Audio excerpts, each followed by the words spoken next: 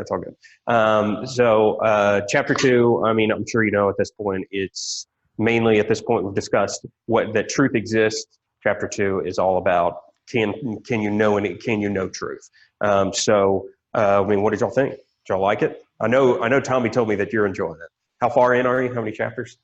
Me? Yeah. 12. You've read the whole thing? No, I'm just in chapter 12, so I think. Oh, yeah, sorry, 15 chapters. Yeah, I got you.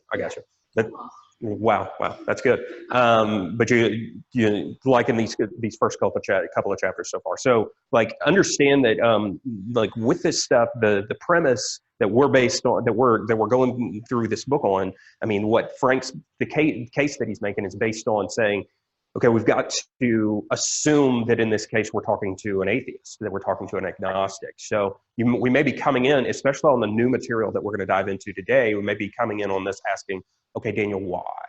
You know, some of it's a little bit heady. Some of it can be, you know, very intellectual. And it's like, why are we discussing the beginning of the universe? What relevance does that have?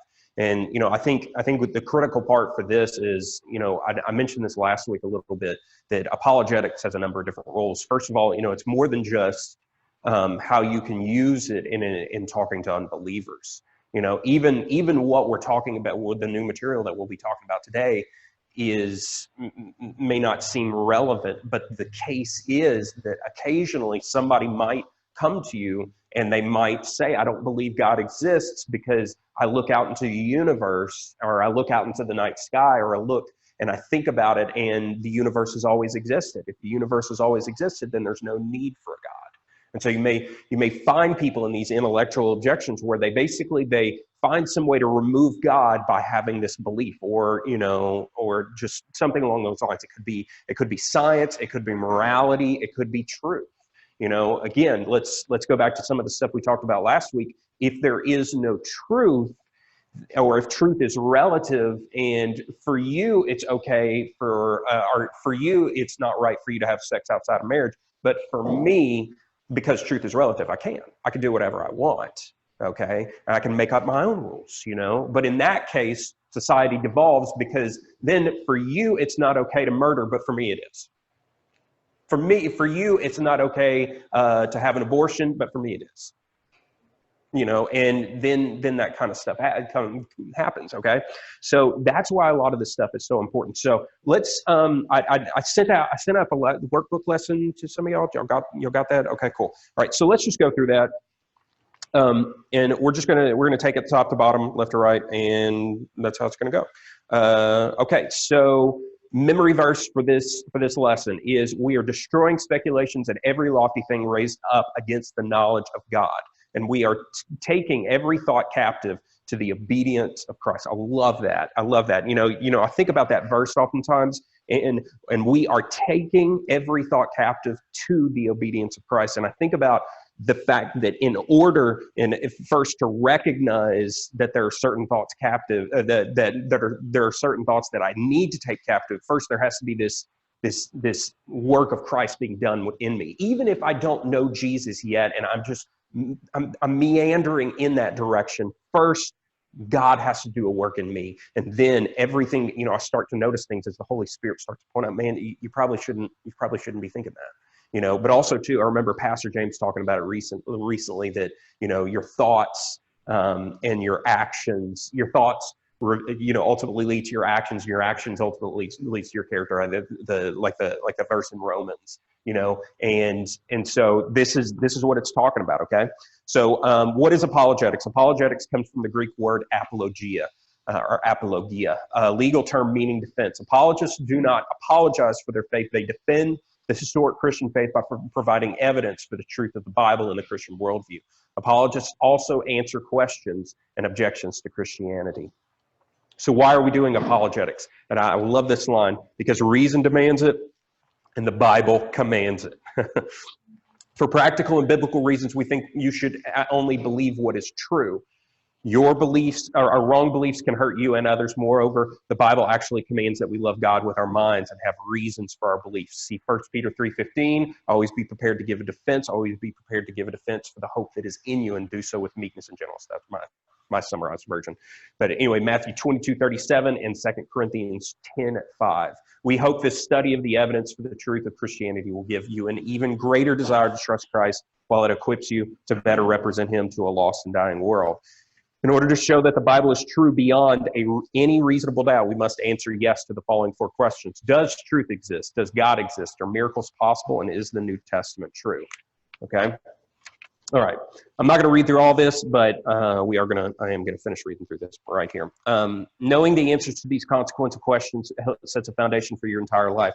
How you will think, act, make choices. However, many people don't search out the truth to answer these questions. They just piece together cultural slogans or tidbits they have seen or heard from other people. That's why a lot of times whenever you, what does he call it? When you talk to somebody and you actually ask them about why they believe what they believe, you'll get what's called what Gregory Kokel calls the sounds of silence. Because when you actually ask somebody, somebody that comes up to you and maybe is just, firing off questions left and right, or they just make a statement like, I don't believe God exists or anything like that. You'll ask them, how did you come to that conclusion? We've talked about that in the tactics stuff, and I'm sure y'all remember that. But we talked about that, and you'll say some of that stuff to somebody and they're like, what? It's like nobody's ever challenged them before on what they believe, and they've never thought through it. And I think that's one of the things that Gregory Kokel points out in tactics is that for us as Christians, one, that specific training that we did is great as a bridge, but in a conversation to get to the content. But there's still this element where we as Christians, we need to make sure we're thinking through what we believe. Knowing why you believe what you believe will help you when somebody asks you for a reason why you believe. 1 Peter 3:15. That's what we're doing here. There's this idea in Christianity that you're supposed to meditate on the Word. and part of that is ultimately going back and saying, why do I believe this is true? What led me to this place? And that will honestly, I guarantee you, it will help you defend your faith. But that idea too, 1 Peter 3:15 says, always be prepared to give a defense. It's talking about what we're doing here, and it's talking about evangelism. But it very much so can be something that takes place in your own personal life. A defense against those times when the enemy comes against you. And so that's another good reason why we think through this stuff. Okay, so their personal view of life is actually very impersonal, merely a collection of opinions from others. Too often, there's no basis of truth for their view, just whatever they choose from the spiritual buffet of religious beliefs. Some of this and some of that, whatever they like or makes them feel good. Since the answers to these questions have temporal and eternal consequences, we ought to take the time to discover their real answers. Their real answers. I'm gonna go with that. We ought not bet eternity on unexamined slogans. There's another piece, something else that I'm gonna read from one of the other workbooks associated with the class, but there's this idea I forget what it's called. I can't remember who said it either, but basically when eternity is not present before you, when you don't realize that your life is going to have an end and that without Jesus Christ you can't have eternity, a lot of this stuff won't grasp you. So you think about high school students, maybe college students too, but I think by the time you get to college, you start to question stuff a little bit more. But high school students, I've been teaching high school students during the week at WOGA, because we have a tech arts club now. It's interesting. I have 3 little students following me around all the time. It's fascinating. I thought I would be there. But anyway, so we're teaching them, and a lot of times, we'll have these conversations like, look, this is a soundboard, this is how it works, so on and so forth.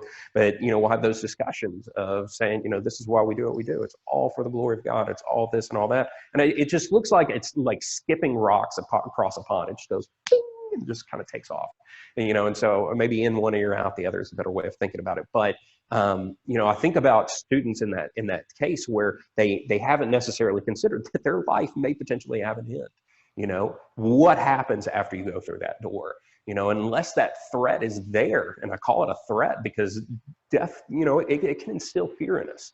It can be a bad fear, that we recoil back into life, and maybe we try to take control of things. But also, too, it can be a healthy fear, and that my time on this earth is limited, especially in light of knowing that you already have eternity.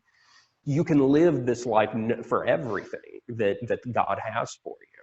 And so a lot of this stuff, if you begin to talk to some people about this stuff, and they're just like, I don't care, I don't care. It may be very well that eternity is not, hasn't hit them yet. They will eternally exist in one place or the other, and one is far preferable, over the other. Most people instinctively, like in this day and age, have something, have this recognition that's like, yeah, at the end of my life, most of them would say, I'm going to heaven. Why? Because I've done a bunch of good stuff, or I've lived and loved and been gracious and kind or whatever. But in the end, yeah, I gave the church $10,000. And so clearly every one of those dollars purchased my way into heaven, right? So yeah, that's it too. It is true. But anyway, without that in people's hearts, it just doesn't happen. There was another story. It was from Dr. Wayne Lane Craig and On Guard, which is another great book, just like what we're going through. But anyway, he said he had met this guy on a college campus, young student, and the student was a farm boy. And so he was just so used to being on the farm and seeing animals die, and kind of that thing. For him, it was just a way of life. But even with that in mind, that this guy just could not get in his head that, at the end of his life, he's going to die, and that there's a path, one way or the other. He saw death every day, though. And, you're a nurse, aren't you? Or a doctor? Nurse. Okay. Doctor one day? Okay. Anyway, so you're around a lot of the same stuff. Maybe it's suffering, maybe it's death. But, I often think about some of the conversation that I had with a friend of mine who was a firefighter a while back, saying, same sort of deal. He was around death all the time. It did not affect him when it came to talking about eternity. It was like skipping rocks across the top of the surface of a pond.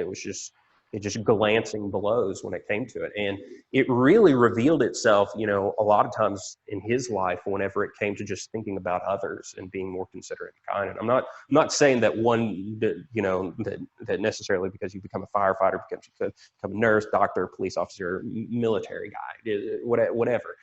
That's not what I'm saying. But I am saying in his case, because eternity was not in his mind, that it did really affect his walk with God. It affected his belief in Christianity and his desire to recognize a God and Father in heaven who had ultimately created all things. And it was like I said, hey, there's a way of living that is wrong, and there's a way of living that is right too. And he lived his life in very much so in that view. It was. I lived with him for a little bit, and it was interesting sometimes. I'll just say that. Anyway, okay. So let's do some of these questions. So chapter 1, lesson 1, question 1. Read Romans 1:18 through 23. According to Paul, why do some people reject truth and Christianity? And go.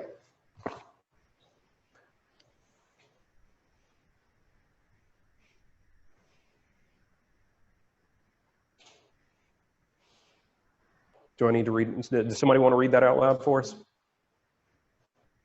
Kendrick, you got it? 18 through 23.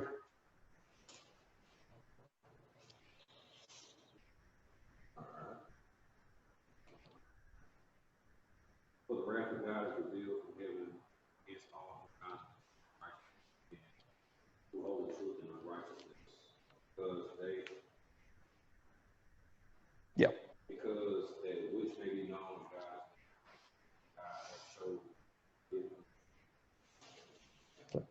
So For the visible things of Him from the creation of the world are clearly seen, still the things that are made, even His eternal power and Godhead, so that they are without excuse.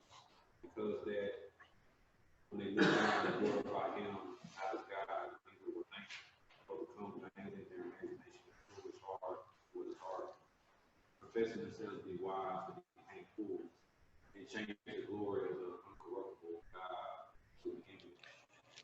made like to corruptible man, and to birds and four-footed beasts. Okay, cool. Okay, so according to that verse, why do some people reject the truth? Mm-hmm. Right. So, they in their own imagination, they decided their own way, decide their own situation. I mean, you do to me. yeah, so, what, 18? Yeah. Let's see. For the wrath of God is revealed from heaven against all ungodliness and unrighteousness of men who by their unrighteousness suppress the truth. For what can be known about God is plain to them, because God has shown it to them. For his invisible attributes, namely his eternal power and divine nature. So that verse right there in 20, that's the I think I mentioned this last week, but that's the verse that kind of discusses what we call in theology natural revelation. So anytime you like anybody asks you, well, how can God hold anybody accountable that hasn't heard the gospel? That verse right there. It says, for his invisible attributes, namely his eternal power and divine nature, have been clearly perceived ever since the creation of the world. There was a video that I was going to show today, and if we have time, we'll get to it. It was Oprah. And so it was only one way. It was I think it was from back in the 90s. And it was basically in the video, two Christian ladies stand up, or this one Christian lady stands up. She basically says, I believe that there are two forces in the world. There's good force and there's bad force. She doesn't really necessarily which force, but it becomes clear in a second that, not far into the video, that she is Christian, because Oprah stands up and says all this stuff. And then she basically says there's not just one way. There are many different ways. And then she uses the argument that what about all those people like in Africa and anywhere else in the world that have never heard the gospel? How can God send them to hell? And she uses that argument against the Christian ladies. And the video itself is a great case of what not to do as a Christian when somebody asks you a question, because they just start spouting off like Christian. Not even Bible verses, just like Jesus is the only way. Christianese. And so they don't really back it up, but also too, they don't take the time to pin Oprah down on it. I had to do an examination of the video for a class on this same book that I'm taking to get certified on it. But it was really interesting. But this verse in Romans 1:20, that's sort of the beginnings of what we would do if we were going to dive into that question and examine it more. But in terms of this question, why do some people reject the truth? I think y'all nailed it down. For although they knew God, they did not honor him as God or give thanks to him, but they became futile in their thinking and their foolish hearts were darkened. And so that's really where I zeroed in. For although they knew God, they did not honor him. And so you think about what that means. If I don't honor God, then basically anything that is outside of his will, anything that he wouldn't want me to do, is going to be stuff that I'm doing. And so, man, I mean, it's exactly what y'all said. It's whatever God that I can fashion on my own, and so that I worship that God and make up my own rules and however I want to live, instead of trying to live by the rules of this God that I know exists and that it's very obvious that he exists. And so I'm just kind of ignore it and just kind of put the blinders on, and I'm going to create my own God and follow his rules. And remember too, this is very indicates that idea, from the 10 Commandments. Thou shalt not make a graven image. That graven image represents something that's physical. It's temporal. It's limited. And God said, no, you can't make something like that, because that is such a distortion of who I am. In the same way, when people choose not to honor God, what choice do they have but to worship something that's physical, worship something that's in front of them, to create something with their own minds, with their own creativity and stuff like that, which is interesting too, because you're using the gifts that God has given you to create an image that defames God, that profanes him, and you're worshiping it. And God's saying, I created you in my image. I gave you everything you have, and then you're going to use everything that you have to create your own. It's okay.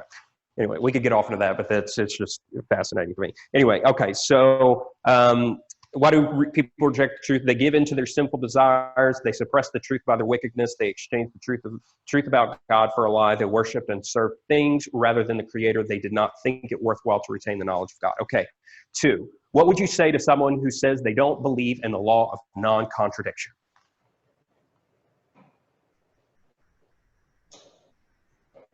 Turn that question around. Okay. How?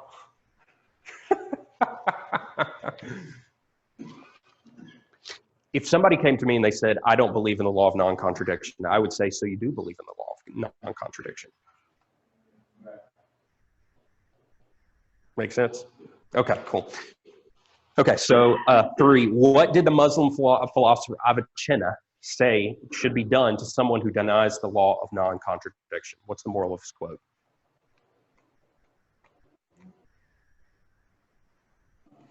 So we'll read the quote real fast just to make sure our online viewers know it.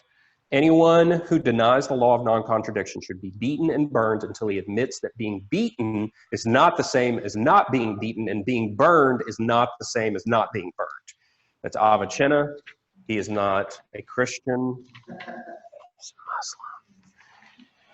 Muslim. Sorry. That's what he said. So what's the moral of that quote? Don't be an idiot. There you go. You can't deny the law of non-contradiction. It is a part of everything that we do. It's fundamental to everything that we do. Remember last week we talked about 3 fundamental laws: the law of identity, law of non-contradiction, and the law of the excluded middle. Those 3 things, you cannot do anything. You cannot think. You cannot live. You cannot breathe without those 3 laws of logic working. And I think I've mentioned this before, but those 3 laws are indicative of a creator. Like, they indicate there is a creator because you have 3 laws that are fundamental to everything. You see that they work and that they're a part of everything. It's like it's built into the way just reality works. And it's like, how could blind natural forces create that, right? Laws require a lawgiver, right? Cool. All right. That was a side one. Anyway, so describe the Roadrunner tactic. I'm just going to go ahead and do this one, of course. The Roadrunner tactic uses the undeniable laws of logic to expose that much of our common culture believes about truth. That much of what our common culture believes about truth, religion, and morality is undeniably false. That which is self-defeating cannot be true, but many Americans believe it anyway. Okay, so the first couple examples we got, you can't know the truth. How do you answer that? Right. No one has the truth. Is that true? Okay. Do y'all have these? Are these written down in there? Okay. So you can't know anything about God. Okay. Good. Okay. So all right. So let's try these. All truth comes from science. There you go. So is that a scientific truth? Okay.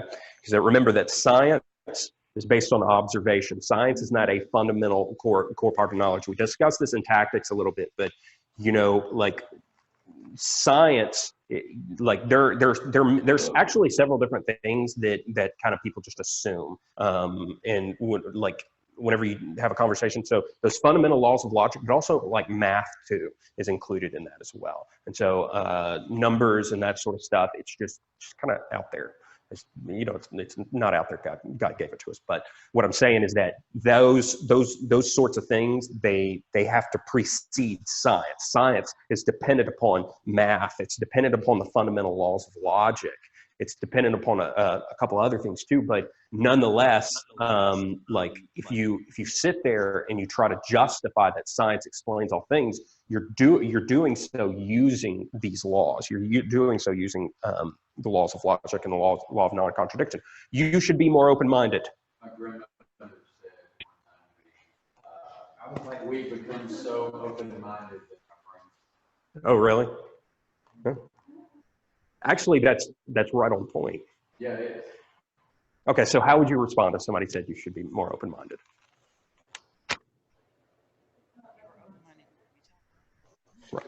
Right. And Very narrow.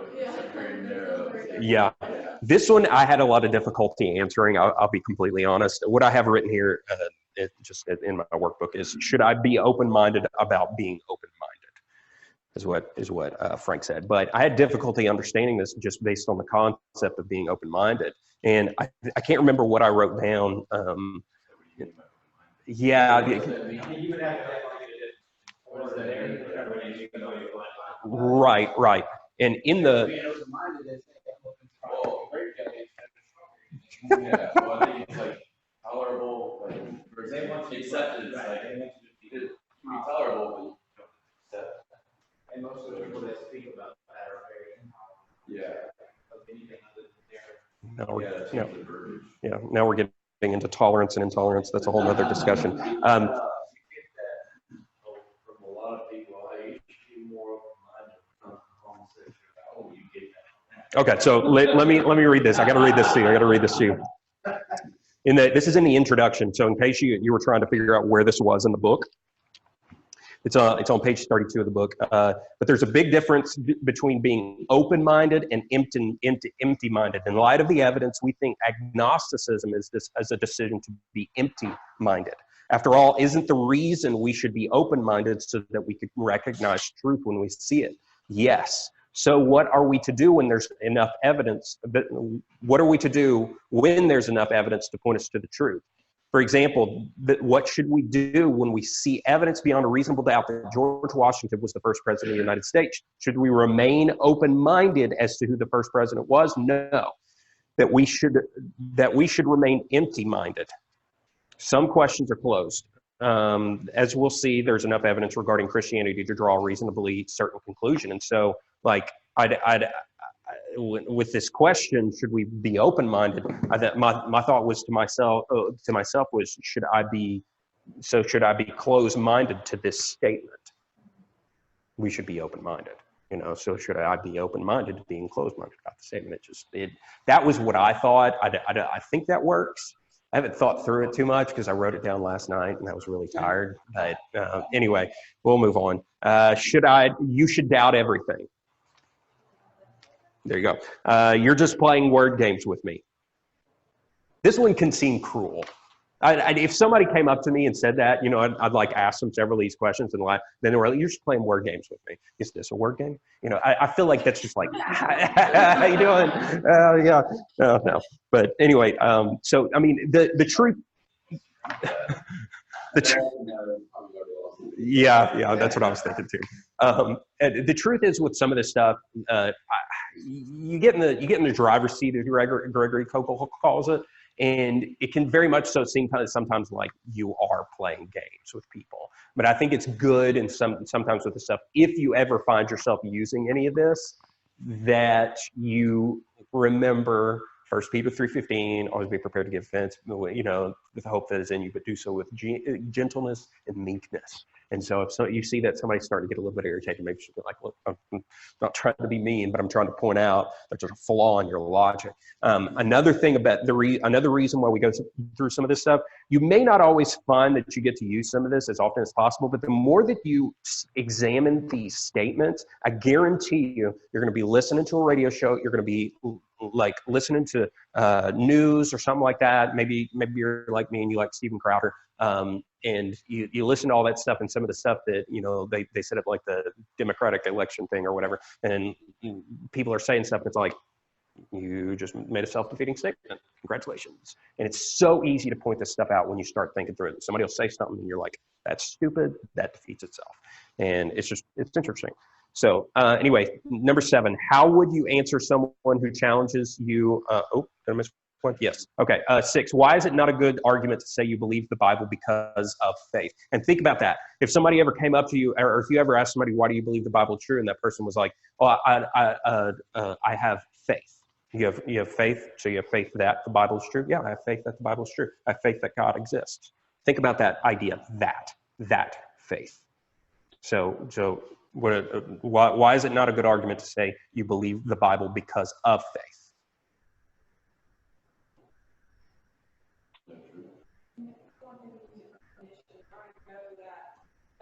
They think that if they don't believe in Christianity, they're not in the Bible. Right. So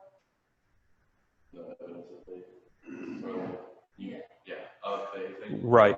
And this is trading on that idea that most people, not everybody has the same definition of faith. And so oftentimes when an atheist says faith is based on evidence, where they have where they want so much evidence to be able to prove what they believe. But for us as Christians, we have faith in God. That is how we use the term faith. It's like I have evidence, I have truth that led me to God, that led me to Jesus. I mean, because like there had Romans 1:20, so there were things out there that were telling me that God existed, but also two, there's this whole idea of the personal relationship and the fact that, it's like I feel like there is a God talking to me, and whatever that means. But nonetheless, there's that kind of sort of thing. But when we talk with an atheist about it, and they say this, the case that Frank's making is saying, we as Christians, we have this much evidence, so we need this much faith based on the atheist's interpretation of faith, where the atheist has this much evidence, so they need this much faith. So it's this contrary thing that works back and forth. And so in our case, so in this world, I guess, in our case, we should be careful how we use faith, that term. There is actually this atheist guy that out there is named, actually, I can't remember his name off the top of my head. Anyway, he came up with this book, and it's basically an atheist's version of tactics. It's kind of interesting. It's full of contradictions. It's hilarious. But anyway, it basically, his thing is to go into any situation and challenge a Christian, and anywhere that they might not know or be able to answer a question, like in regards to their belief, their faith in God, he says, well, how can you know what it is to be? How can you know that God exists then, or whatever? There's an example in the book where he basically uses this Boghossian, that's his name, Peter Boghossian. And so he uses what's called the argument from existence. Existence that it was pioneered by Gottfried Leibniz, and we'll actually see it today in the video when we get started, which we need to play in a few minutes. But anyway, it's basically, why does anything exist? And so it's just kind of coming from that position. But basically Peter goes up to a guy and he starts talking about it, because the guy can't kind of justify his use of that argument for God's existence. He's able to take the guy kind of on this little train ride and kind of lead him along for a little while, where he gets to a point where the guy's like, yeah, I don't really know why how that proves that God exists or anything like that. And it says in the book that he took joy in that. Just kind of frustrates me. But anyway, there's very much so this idea in that moment that he uses faith based on evidence. And he says, if you as a Christian don't have evidence, then how can you believe? Where we're like, oftentimes we look and we see, and the evidence just doesn't do anything for us, and it's our belief, it's it's the Holy Spirit in our lives that comes in that moment. It's like, we just, it gives us confidence, gives us peace. The Holy Spirit is the comforter, is, it's God, it's the third person of the Trinity. Okay. Is this true? Faith is really a bridge. And when I think about faith, I think faith is the substance. Substance means a particular kind of matter with uniform properties. It's the substance of things hoped for, the evidence. So in that scripture, it says it is the evidence. Right. And so is that not a bridge from what we know to what we believe? I would say so. And because what I would say is that, in all things, the natural revelation had to precede special revelation. And so you walked out into the world, you saw things, you knew at first, Romans chapter 1, verse 20. And so then there came that point where somebody shared the gospel with you, where somebody came and told you about Jesus, and then it all pulled together. And to me, it was evidence followed by a word, the word. And in that moment, it all comes together, and the Holy Spirit comes together. Somebody told you about Jesus in that moment, and in that moment, it all began to make sense. Even from a standpoint of saying, there's something wrong with me. I'm broken. I for some reason, I feel ashamed about what I'm doing or just my life in general, and I don't know why.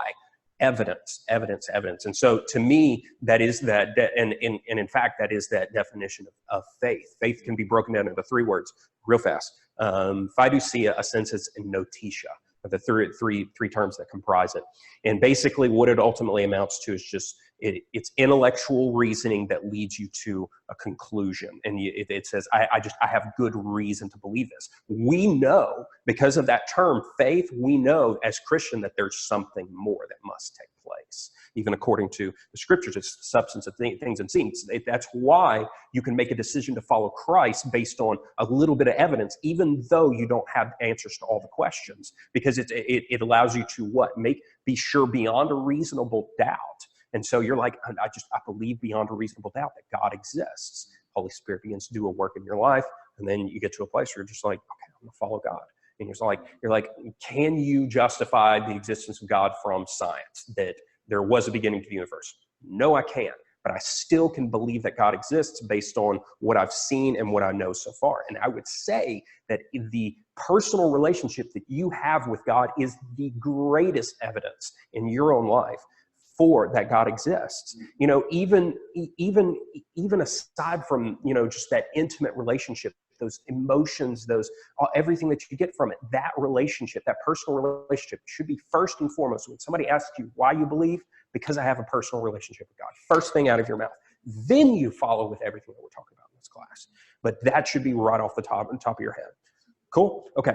So let's jump through this real fast. How would you answer someone who challenges you by saying, you Christians think you know it all? You can't go around telling people what to believe. It's wrong to force your beliefs on other people. Got it. Okay. In recent years, Matthew 7:1, "Thou shalt not judge," has replaced John 3:16, "For God so loved the world," as the most quoted Bible verse. Even non-believers know it, and they use it to try and silence Christians. What would you say to someone who claimed you ought not judge? What would you say to someone who said to you, you ought not judge?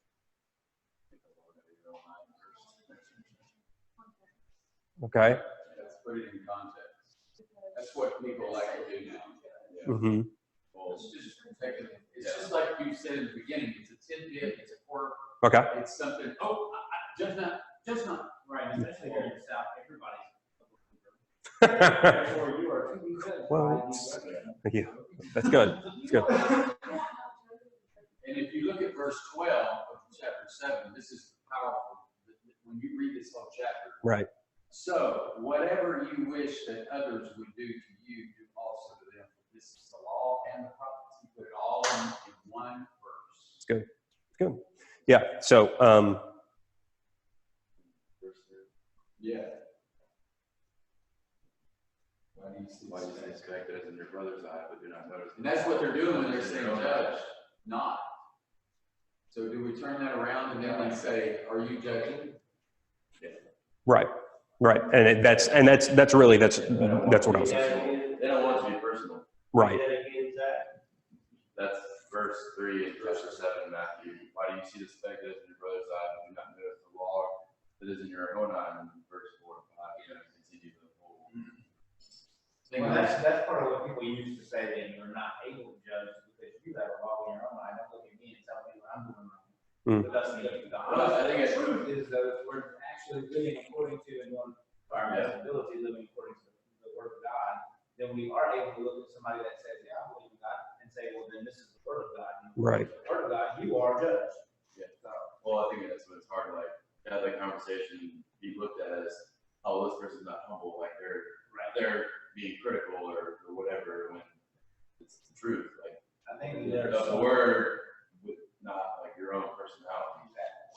Miranda, she's on the Zoom right now. She said, "Are you judging my judgment right now? We are told not to judge hypocritically, basically, and so it's not so much don't judge; it's how you do judge. It's just and a lot of the things that people don't want you to judge them about are things that don't need judging. They're just things that are right and wrong. Yeah, and they just don't want to be told that. Exactly. Yeah, like what they said, like What he says here is compared to John 7. And if you read John 7:24, it's totally different. Yeah. And it gives you perspective. Right. But judge with right judgment. Right. So is there no room for judgment? No, there is. But it's right judgment. And it boils down to if you have to make that statement to somebody, because you already know that you're wrong. Yeah. Yeah. It's that it reminds me of, again, high school students and saying, how far can I go before it's too far? It's like if you're asking the question, you already know the answer. Cool. All right, let's move on. Let's talk about tolerance. The traditional use of tolerance when it comes to other views in society is to put up with or endure. But increasingly in our society, Christians are told we must go beyond the traditional meaning of tolerance and actually celebrate what other people do.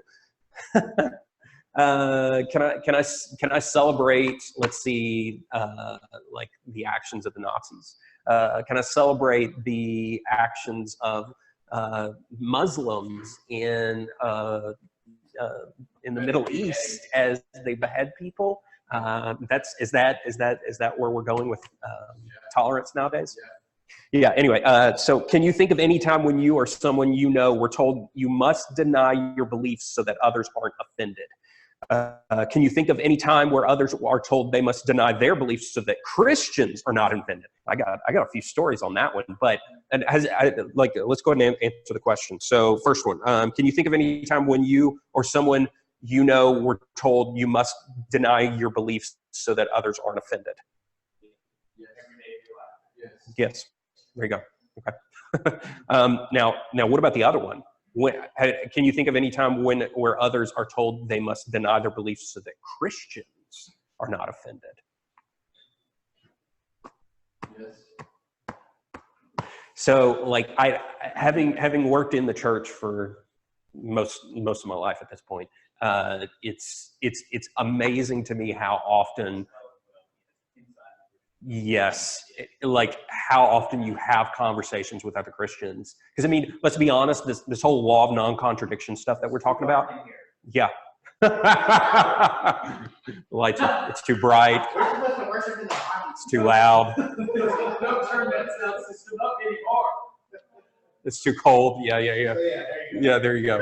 But how often that I've encountered other Christians where this law of non-contradiction stuff comes in, but also too where it becomes something where, I mean, we get into discussions about, like, I mean, Southern Baptist Church, like stupid stuff like alcohol, you know, its use and how people perceive it, and then them trying to justify it. It's like, you know, we can't bring this stuff up, you know. I mean, one of the recent questions that came up, Miranda's going to laugh at this, even though I can't see her here, but the gifts of the Holy Spirit, you know, and how that works out in the church. That's something where it's like, yeah, I'm just going to avoid that landmine right there. You know, it just avoid it. And I mean, you don't talk about it because you know that if it doesn't offend the person you're talking to, what they say in response might offend you, but also too, what they say in response could stir it all up in here and just make it, you know, it just gets bad, right?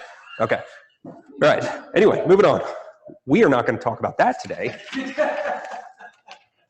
Are Christians commanded to tolerate or love? When is it loving to be intolerant? Well, it reminds me of the old James Dobson book, Tough Love. Yeah. Okay.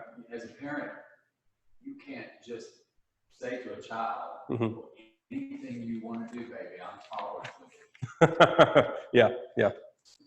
I was part of a study at one time that talked about, especially with most of what we talk about today in society, is homosexuality and whatever. And so part of the study was that the Bible talks about man lying with man, but it talks about the homosexual as well as the sodomite. Yeah. Two different terminologies, and it talked about the homosexual being the one that tolerates sex, the lifestyle of the sodomite. And so if you look at our society today, this tolerant society, because we accept everything. Yeah. And so that was the idea. So when God talks about homosexual, it's not just the person doing the act, it's the person celebrating the act. Dang, yeah, that's good. I'd absolutely agree with that. So love. Christians are commanded to love, which goes beyond tolerance. Tolerance is too weak. Tolerance says, hold your nose and put up with them. Love says, reach out and help them. Tolerance is a virtue if you're talking about listening to others' to other points of view, but it's a vice if you're talking about letting destructive or sinful behavior go unopposed.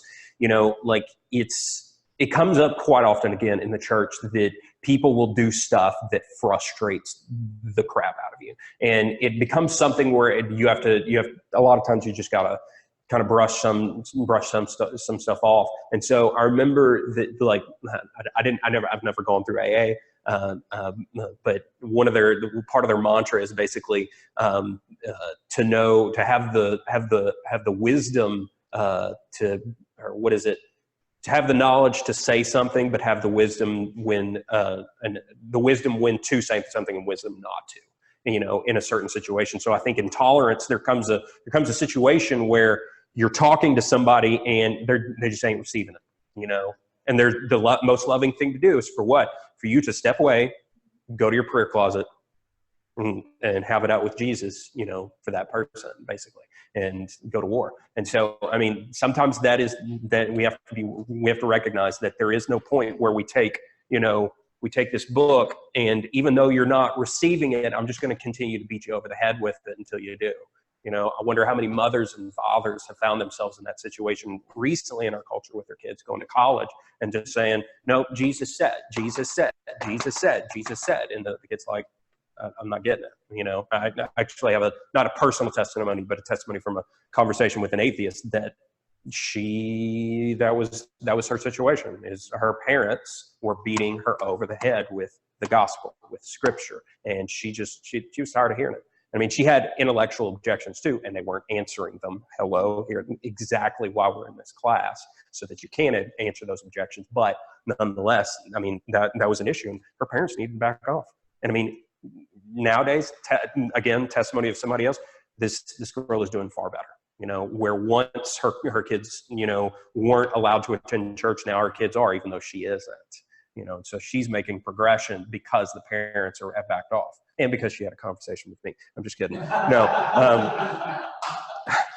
Okay. Anyway. Sometimes you just have to let that seed sit for a while, and so that can water it and bring it. Right. And that's really Tommy would love that. And I know he's listening right now, but just sometimes you gotta water it and just let it grow. Okay, that's it. Okay, so let's go ahead and jump to. We're gonna answer one more question, and then we got to watch the video. Zach, you about to have to go, man? Okay, 8:30ish. Okay, so let's just go ahead and we'll go ahead and do the video now. So we didn't get all the way through the questions, but we did start a little bit late today. So we're going to watch the video, and then I'm going to say a couple of things, and then we're just going to be done for the day, because I don't want to overdo it with this material, especially with this material and what it's talking about. It is dense. So y'all don't remember that from the 60s, y'all weren't in the 60s, but that was one of our sayings. It's heavy, man. That's like, it's heavy, dude. It's heavy. Well, I smoke my joint. The question we're going to look at now is it objectively true that God exists? Okay. And that's going to teach the next lesson. And that's going to be lesson 2, does God exist? This is called In the Beginning. All right, so far, we pointed out that yes, truth does exist. And now we're going to look at the question, does God exist? It is true out there that there's truth. So what we've done, if our reasoning is good to this point, the Bible could be true. Well, Richard Dawkins' book could be true. But what's false? Relativism and postmodernism. They're false. They don't even meet their own standard. Now we're going to see whether the Bible is right about God or Richard Dawkins is right about God. And when we talk about God, we've got to define our terms. What do we mean by God? We're going to talk about a theistic God. What's a theistic God? A theistic God is a God who's beyond the world, who created the world and sustains the world. A theistic God is sort of like a painter is to a painting. Michelangelo paints the painting. His attributes are expressed in the painting, but Michelangelo is not the painting. The worldview that believes God is the painting is called pantheism. We'll get into that in a minute. By the way, what does it mean when, in fact, Pastor Durham was here when I was here last night. He said, you're made in the image and likeness of God. What does that mean? Does that mean you look like God? No, you don't look like God. Why? Because God is an immaterial being. It means that you're a person like God, that you have a mind, emotion, and a will. In other words, his attributes are in you. He's given you attributes like his. You have intellect, you have emotion, and you have a will. You're a moral being. You can make choices like God can. You can think, you can feel, you can want, just like God. You're made in his image. And if God exists, his attributes are expressed in the universe, but he's not the universe. And his attributes are expressed in you, but he's not you. In fact, here is how you can put most major world religions into one of these three religious worldviews.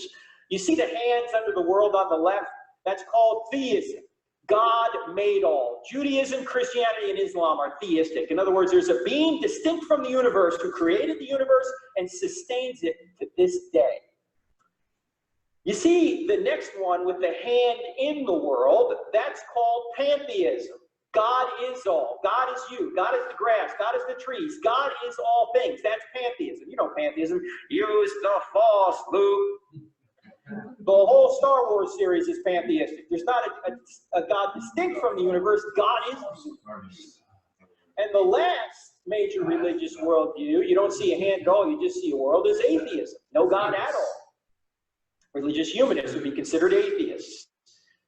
Now, I'm here to say, by the way, that if you define religion as someone's explanation of ultimate reality, everybody's religious. Richard Dawkins is religious. He's got his ideas of how we got here and where we're going. Also, by the way, everybody's a fundamentalist. I thought just Christians and Muslims. Everyone's a fundamentalist. Oh, we have different fundamentals. Richard Dawkins has fundamentals. We got here through some cosmic accident, and he thinks you ought to treat him in a certain way. You know, he says there is no objective morality in his book here, but then he writes his own 10 commandments. Anyone see anything inconsistent about that? Right? He has fundamentals he believes in. And by the way, also, everybody has faith. Now, I'm using faith in the sense Richard Dawkins would use it, not in the sense the Bible uses it. Dawkins says, look, if you don't have evidence, you've got faith. In other words, it's believing something in spite of the evidence, even sometimes against the evidence. Well, if that's the definition of faith he's using, then I actually think you got to have a lot more faith to be an atheist than a Christian. Why? Because there's a lot of evidence for Christianity. We're about to go through it. So therefore, you just need a little bit of faith to believe it. But I think there may be just a couple of things on the scientific ledger, perhaps, but not a lot of evidence. And therefore, you need a lot more faith to be an atheist. That's why we call the book, I don't have enough faith to be an atheist. Now, what is the evidence that God exists? There are three great arguments for the existence of a theistic God that we go through in the book. There's more than this, but these are the main three. And from these three arguments, we're going to see, when I say argument, I don't mean like you're mad at somebody. I say these are formal ways of providing evidence, okay? From these three arguments, we're going to see that there is a spaceless, timeless, immaterial, powerful, moral, personal, intelligent creator out there. We're not even going to open the Bible to do this. We're just going to look at two scientific arguments and one philosophical argument. Here they are. The first argument is the argument from the beginning of the universe, known as the cosmological argument. Cosmological comes from the Greek word cosmos, which means world or universe. It says that the universe had a beginning, it must have had a beginner. The second argument is the argument from design, known as the teleological argument. Telos meaning design or purpose. It says that there's design in the universe and design in life, like you. Then there must be a designer. Now, these two arguments are scientific in nature. You can get evidence for these arguments by either looking through a telescope or looking into a microscope, which we will do. The third argument, however, is not scientific at all. It's more philosophical in nature, yet it's the argument we've known since we were very small children. And it's the argument from morality, known as the moral argument. And it says if there is one thing morally wrong out there, like it's wrong to torture babies for fun, or it's wrong to murder 6 million Jews in a Holocaust, then there has to be a God. Why? Because if there is no God, if there is no standard beyond humanity, then that's just your opinion against Hitler's opinion. I mean, if there's nobody out there but it's just us, then who's to say you're right and Hitler's wrong? There's no objective morality. It's just in us, the subject. But we all intuitively understand there is an objective morality, and that objective morality we'll see when we come back next week is actually God's very nature. So these are the three main arguments. We're going to start here at the cosmological argument, and this is the argument that many say points to the big... Now some people are going, Frank, you know, we're Christians, and we don't believe in the Big Bang. You guys don't believe in the Big Bang? I believe in the Big Bang. I just know who banged it. The evidence for the Big Bang is indeed quite good. You even have atheistic scientists admitting this, like Stephen Hawking, who says almost everyone now believes that the universe and time itself had a beginning at the Big Bang. Now, Hawking tries to come up with another explanation for how the universe could come into existence out of nothing without God. It's not a good one, but he admits that space-time and matter had a beginning out of nothing.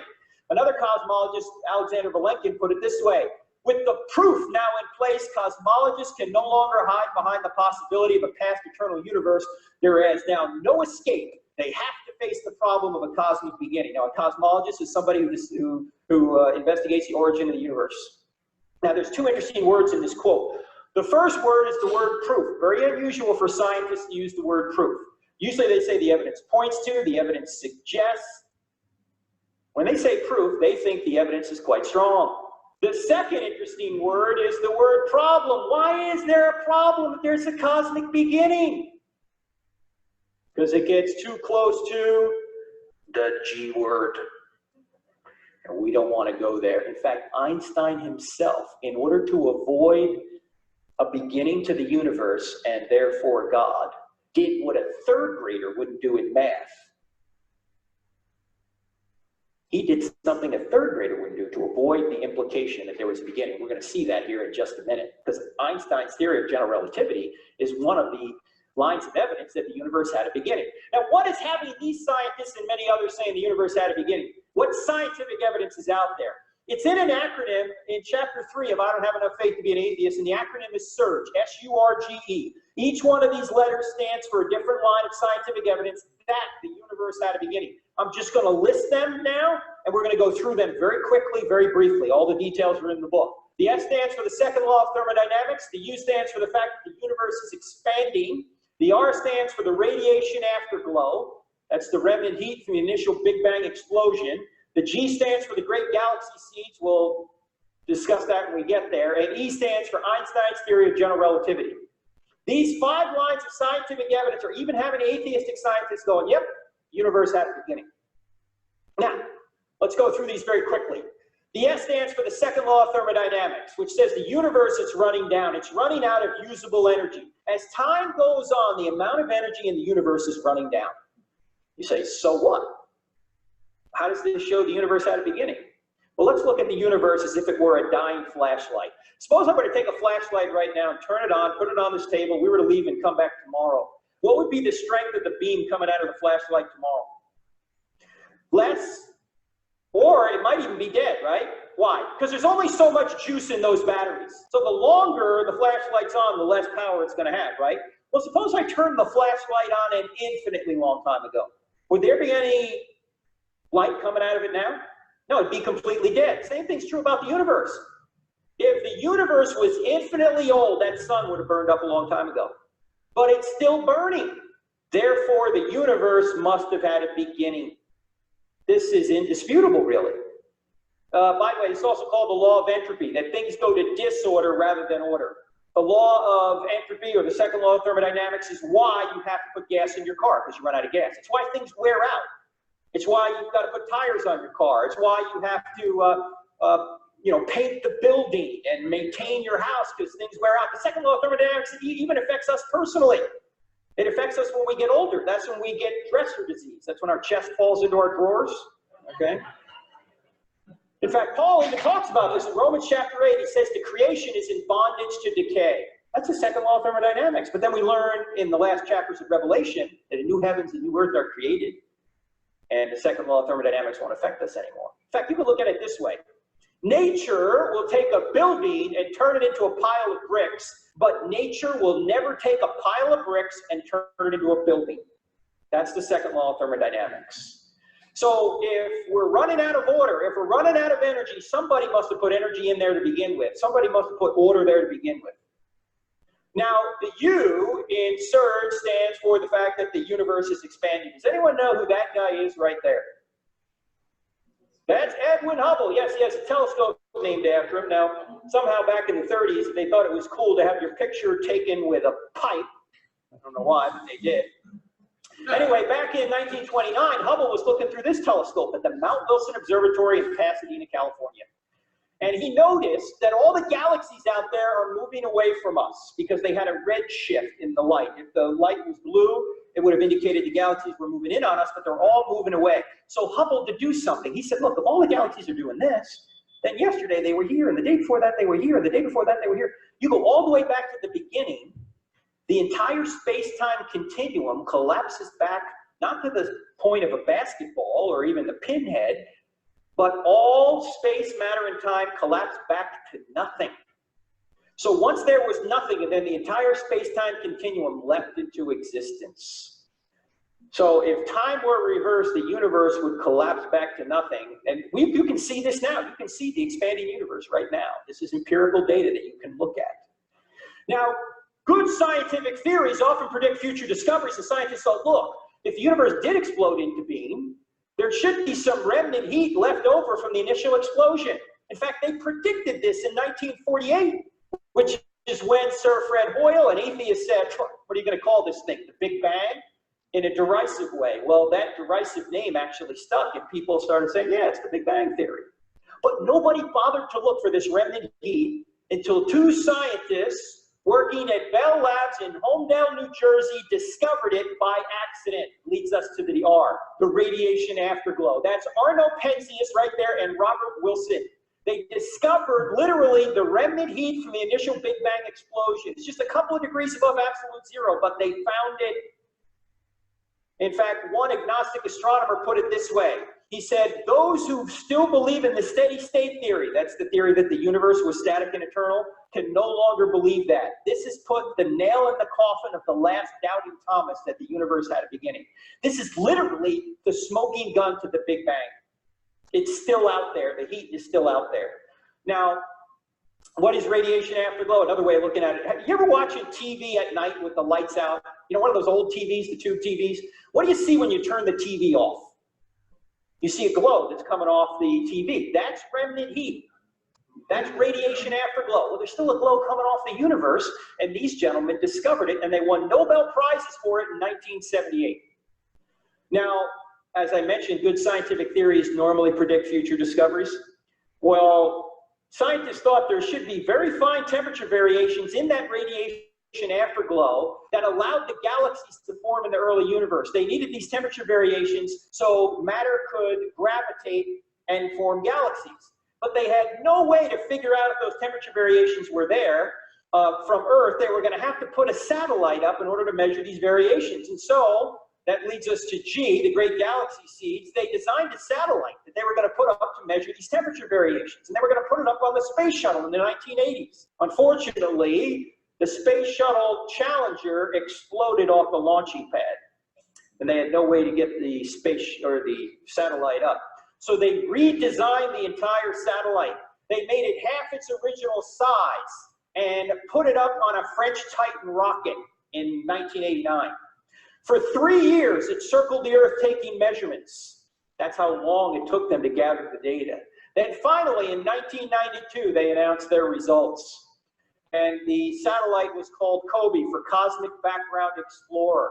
What they found were temperature variations that were down to 1 part in 100,000.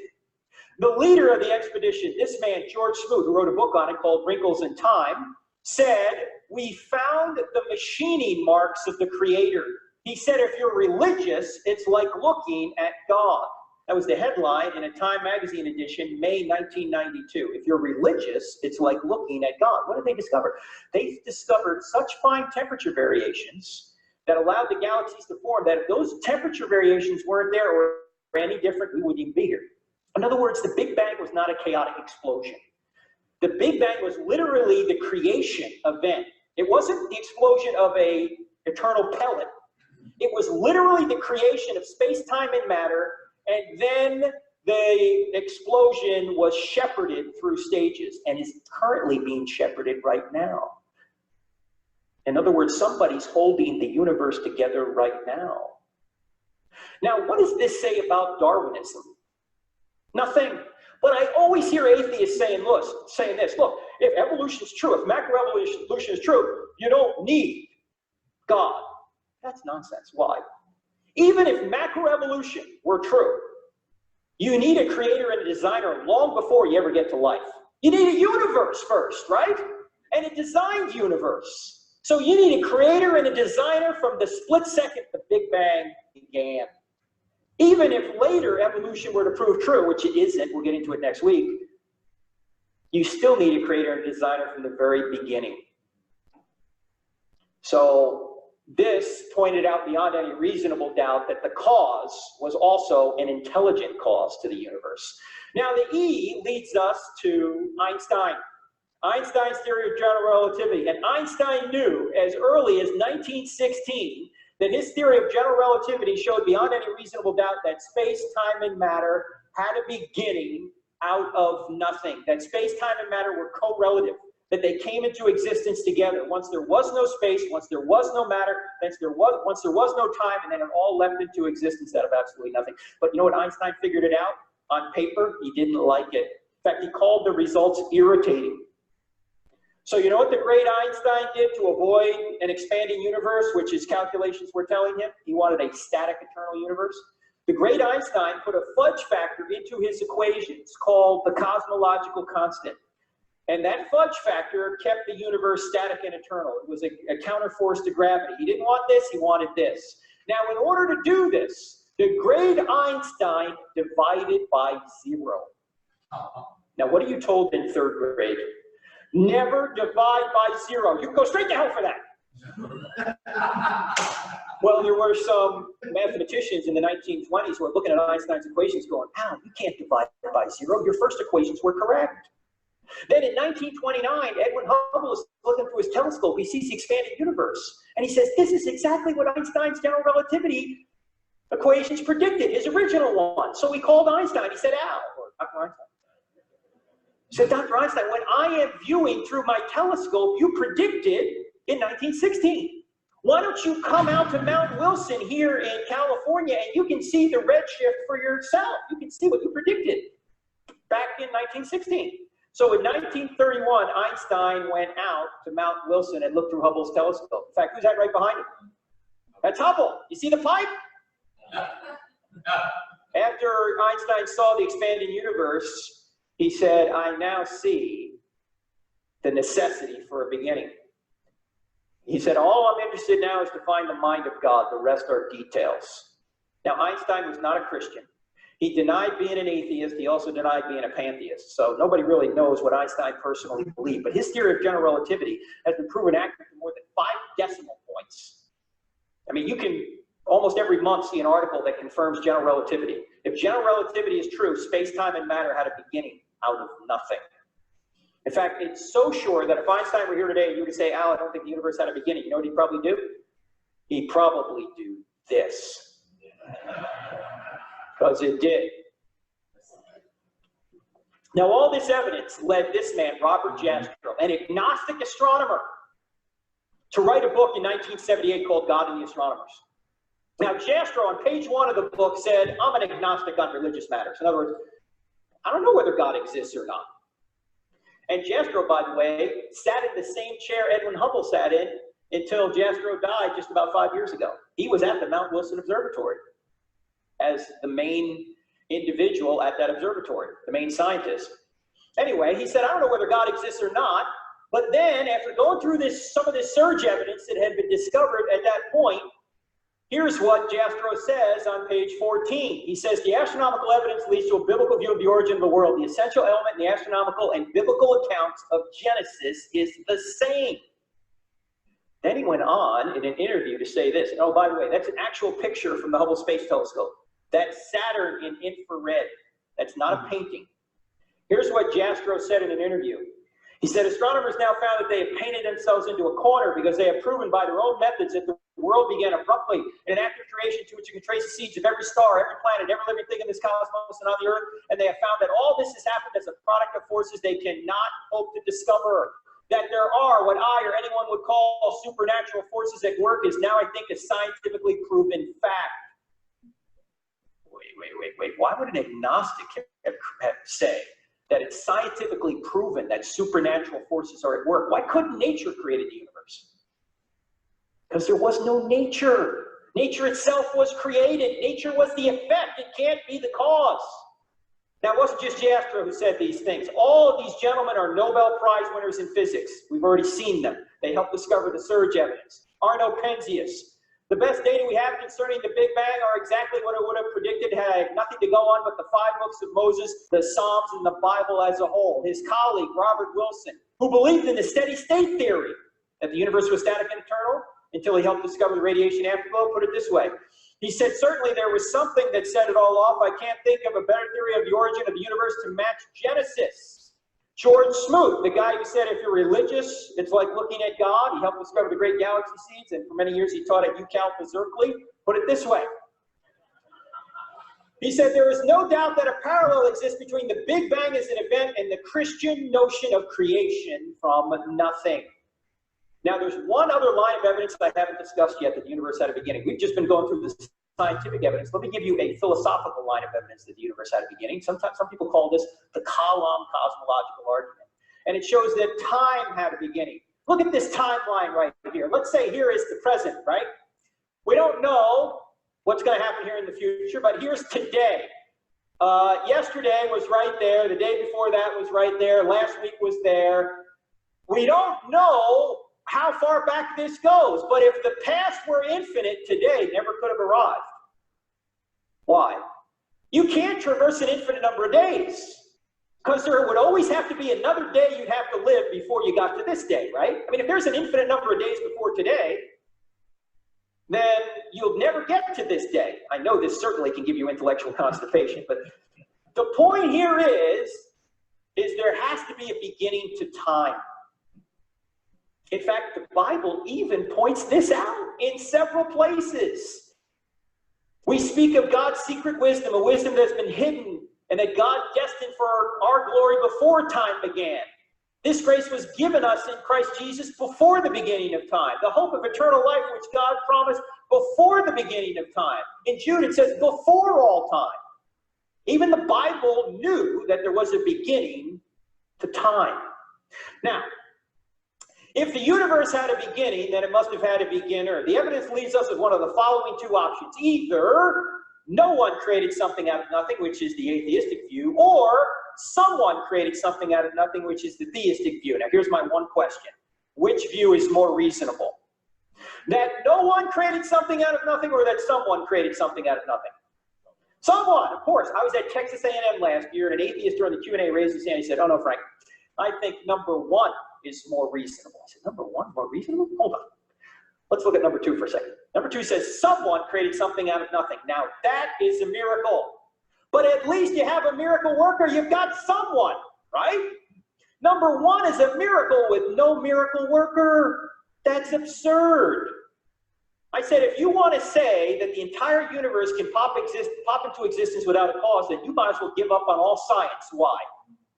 Because science is built on the law of causality, that every effect has a cause. By the way, it doesn't say that everything has a cause.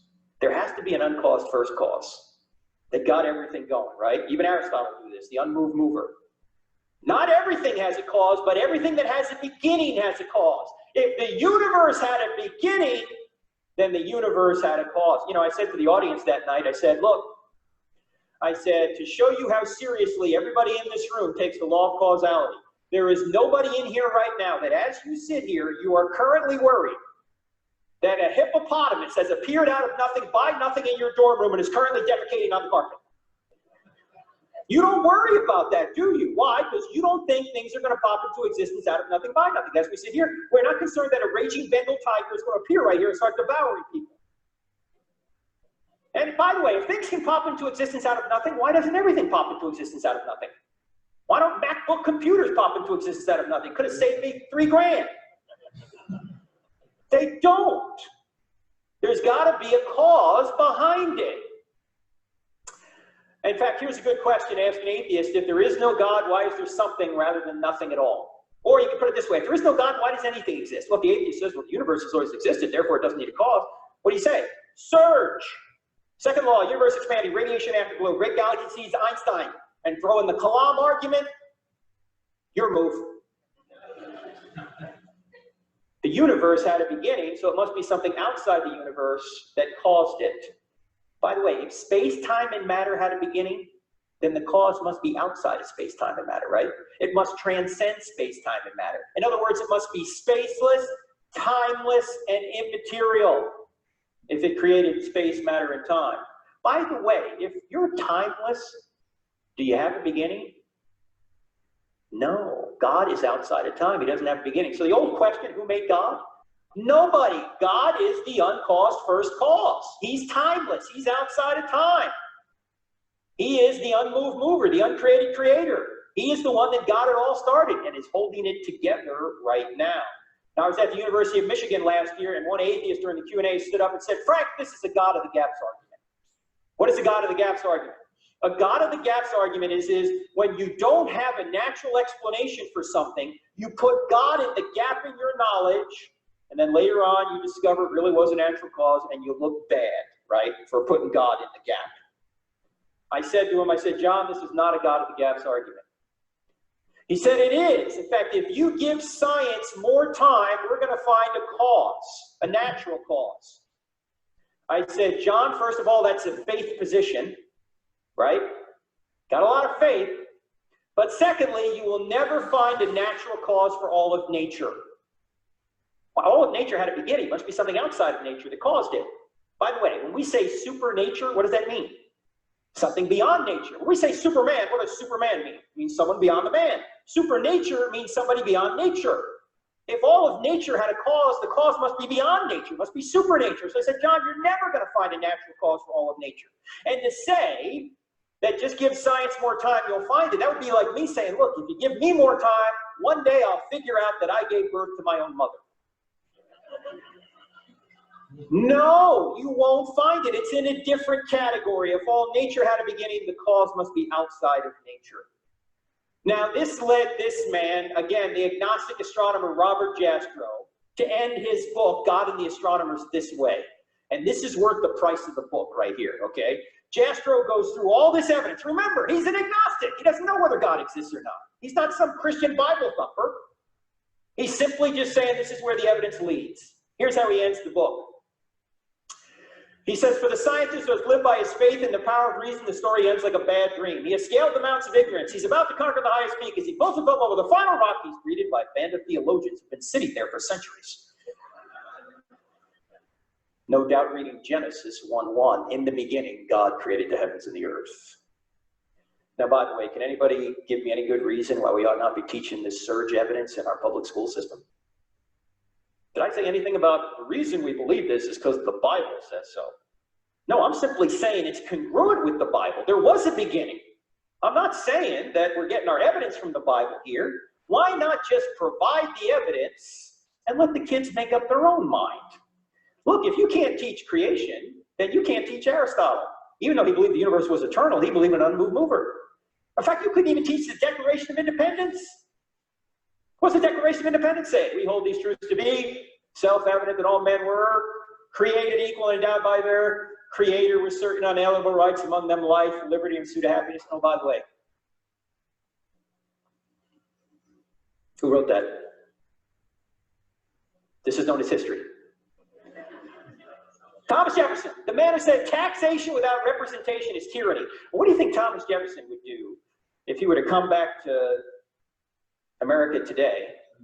Well, he'd be very old, but if he were to come back to America today, and he were to find out that his tax dollars were going to pay public school teachers to teach his kids that his Declaration of Independence was in effect unconstitutional. What do you think he'd do? He'd start the second American Revolution.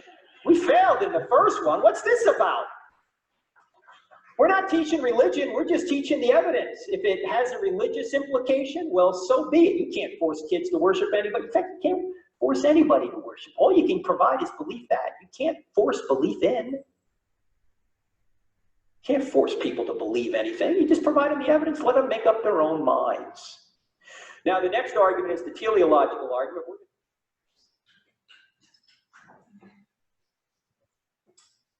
What you think? That's good. Well, we don't have time for much else.